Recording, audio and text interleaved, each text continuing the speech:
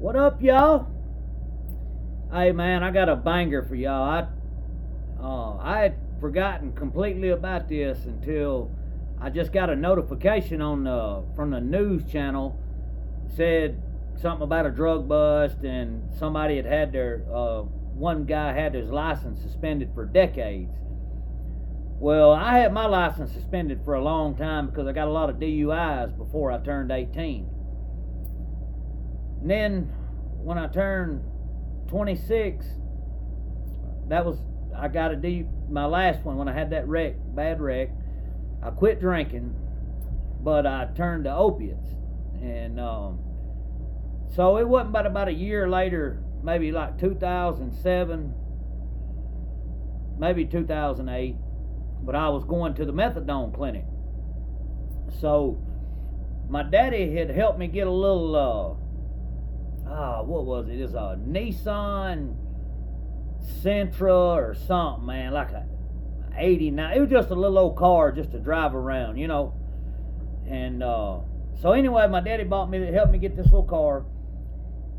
Saturday morning rolls around, and the weather's like it is now, except it was in the spring. It was going from cold to warm, and it was warming up. It was nice. And so if anybody's ever been to the methadone clinic, you know how it is. You get up and you out there at 4:30 in the morning. Most people, they there when they open, get their dose or whatever.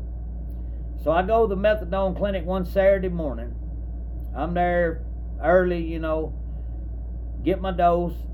Well, I go back to New Hope, and I'm back in New Hope by about 6 o'clock, 6:15.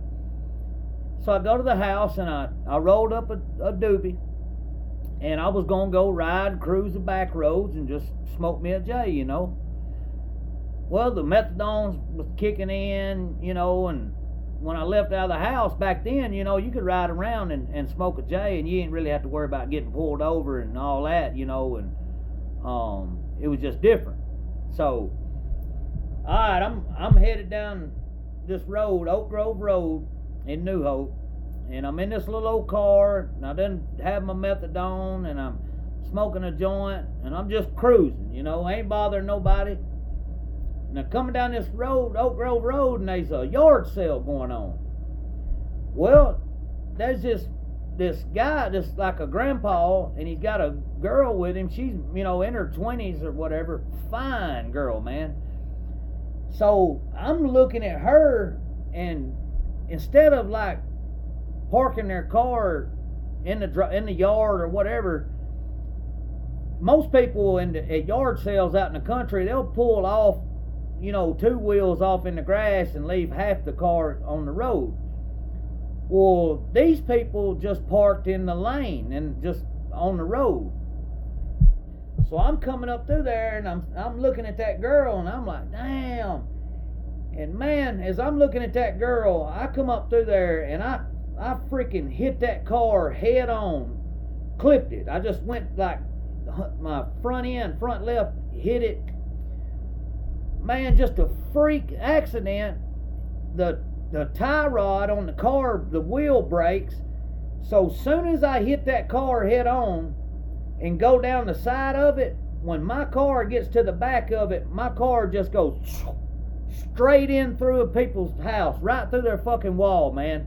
No lie. When the car stopped, I remember looking up, and there was a clock right there, and there was a mounted deer right there.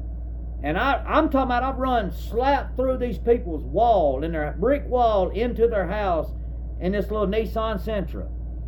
Y'all, I've never dropped a joint and it not go down in between the damn seat thing, or where you can't get it out. You know what I mean? Y'all, when I hit that car and it hooked and went down into their house, the joint popped right down in the passenger seat floorboard. Thank God. So first thing I do, I get the little joint, open a Mountain Dew or whatever, and I swallow it.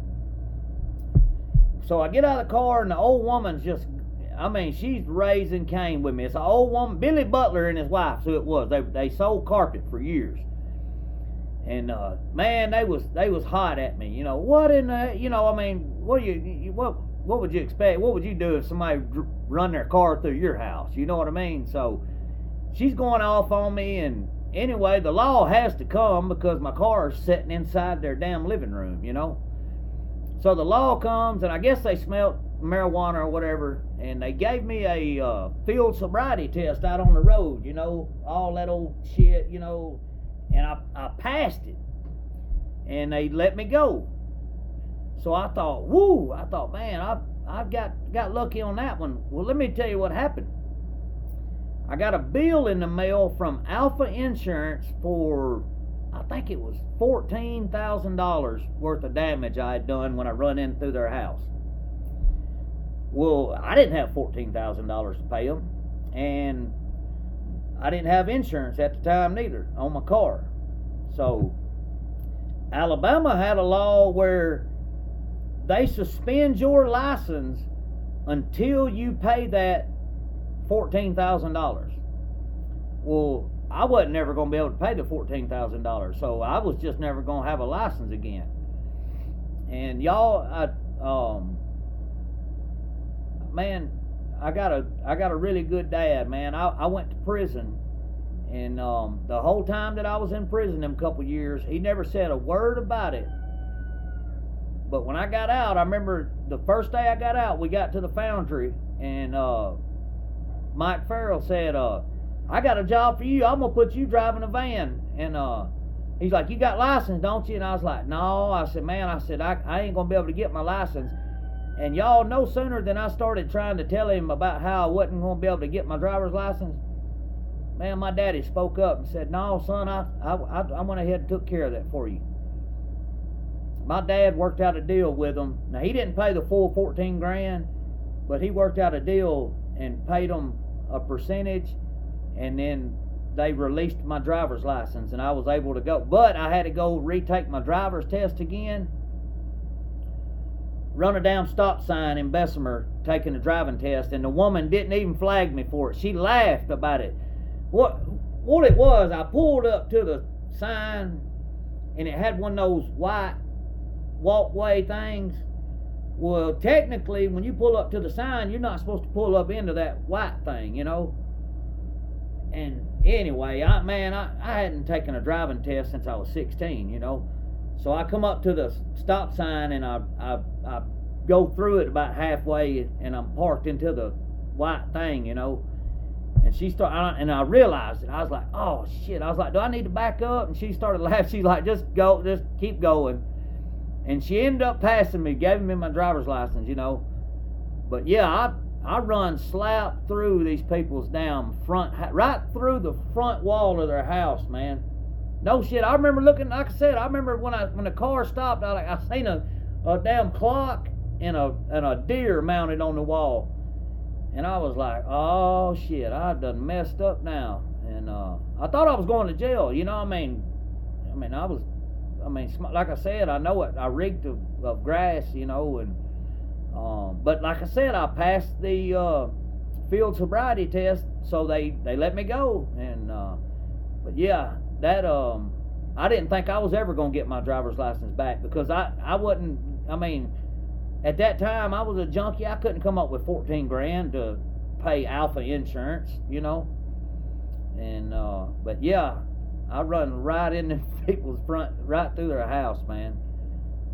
Only person I know from my hometown that got a DUI on a four-wheeler, flipped a car upside down in front of their house, run a car through somebody's house.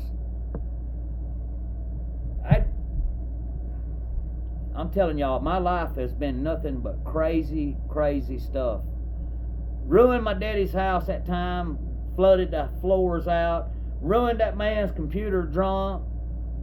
Y'all, I'm telling you, I've had some of the wildest stuff ever happened to me.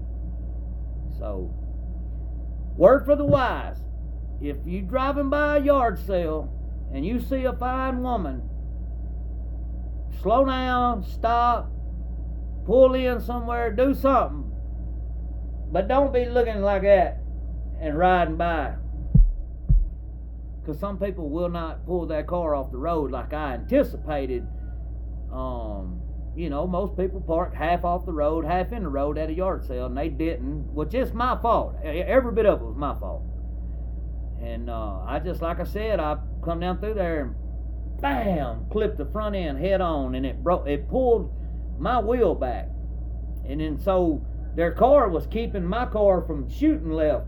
But as soon as I got past it, man, that car said, 2 seconds is how fast it happened, and I was sitting in these people's living room in my car.